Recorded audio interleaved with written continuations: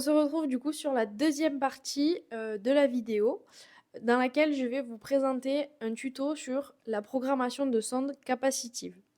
Cette vidéo, elle fait référence à un tuto déjà existant dont je vous parlais dans la partie précédente créée par le Mobilab Agroti. Le lien s'affichera quelque part sur l'écran, mais vous le retrouverez aussi dans la description de cette vidéo que vous situerez à peu près par là sur votre écran pour vous permettre de faire directement des copier-coller, des liens, scripts, etc. D'ailleurs, du coup, tous les liens sont disponibles en description de cette vidéo. Avant de passer à la suite de la vidéo, voici une rapide présentation des différents composants pour la fabrication de votre sonde. Donc, vous avez des tubes PVC, une boîte étanche, etc. Vous avez une breadboard qui vous servira avec la carte CubeCell à faire des branchements. Vous aurez besoin donc de transistors, de câbles, etc.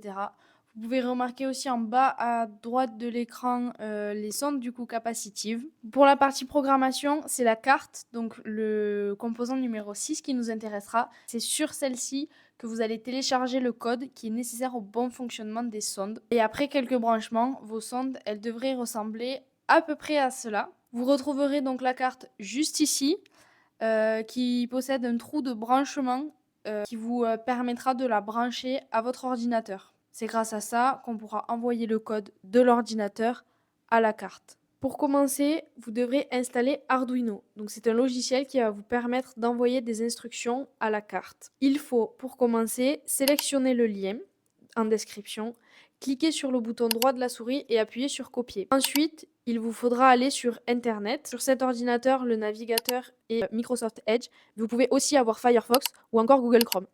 Si vous êtes déjà sur YouTube, vous ouvrez une nouvelle fenêtre de votre navigateur et la manipulation reste la même. Vous allez dans la barre de recherche en haut et appuyez sur coller. Ensuite, vous appuyez sur le bouton entrée de votre clavier. Vous verrez une fenêtre s'afficher en haut à droite et il vous faudra attendre que le téléchargement soit terminé. L'opération, elle peut prendre du temps en fonction de votre ordinateur ou même de votre connexion. Ensuite, la fenêtre devrait afficher ouvrir un fichier. Vous cliquez dessus et une nouvelle fenêtre au centre de l'écran devrait s'afficher.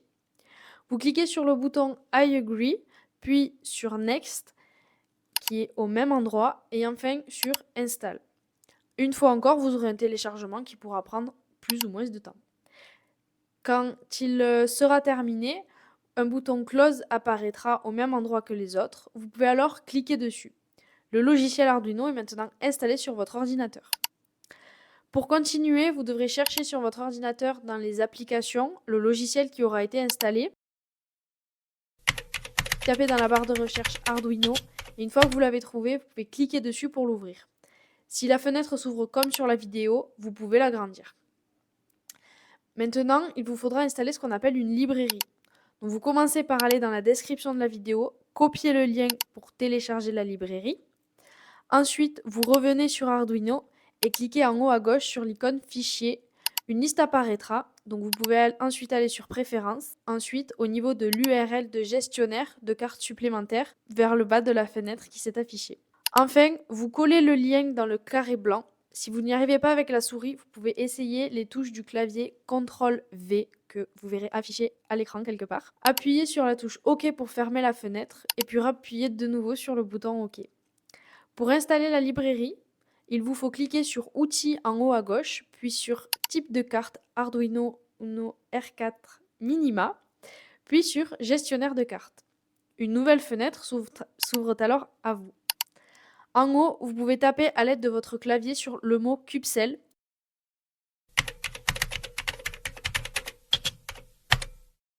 Vous n'avez plus qu'à appuyer sur Installer et un téléchargement s'effectuera.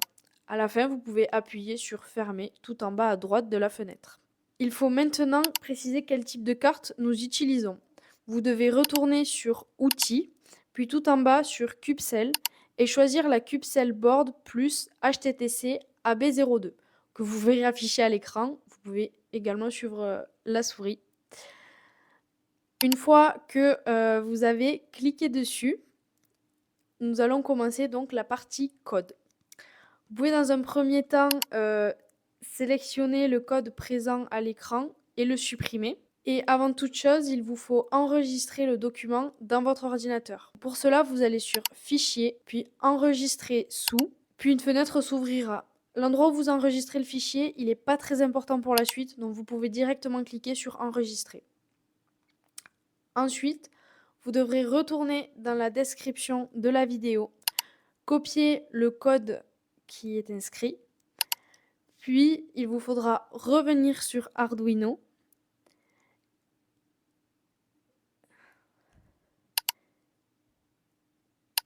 et vous pouvez donc maintenant copier le code sur la page. Avant d'envoyer le code sur la carte pour qu'elle soit autonome par la suite, il faut préciser sur quel port ou trou de votre ordinateur vous avez branché la carte. Donc cliquez sur Outils en haut à gauche, puis sur Port, et normalement un port devrait s'afficher. Si vous n'en avez pas ou que vous en avez plusieurs, vous pouvez vous référer au tuto en ligne sur le site Agroti. Vous pouvez à présent envoyer le code sur la carte en appuyant sur la petite icône flèche en haut à gauche de l'écran et un téléchargement se fera.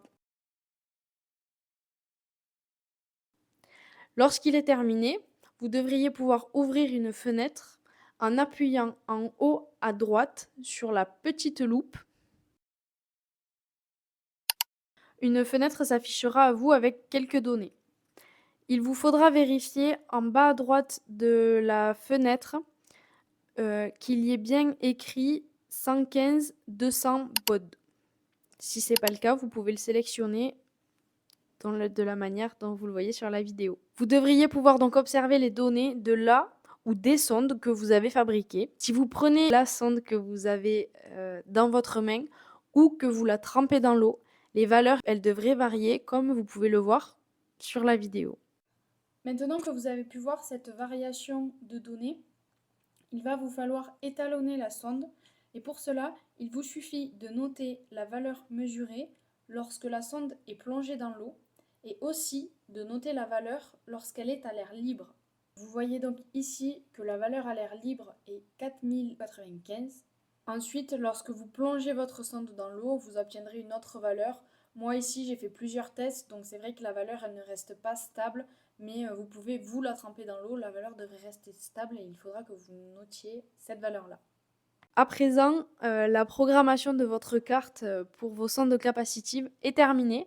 Donc le tuto s'arrêtera ici.